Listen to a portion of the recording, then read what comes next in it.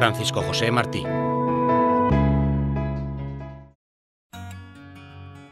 Francisco José Martí Cánoves és el cap de servei d'anestesiologia i reanimació de l'Hospital Clínic Universitari de València. El treball diari d'atenció als pacients i el d'investigació que duen a terme els membres d'aquest servei l'han fet ser una referència nacional i internacional.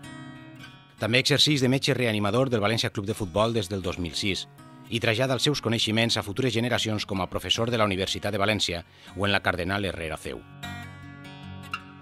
Francisco és una persona arrelada a Torrent.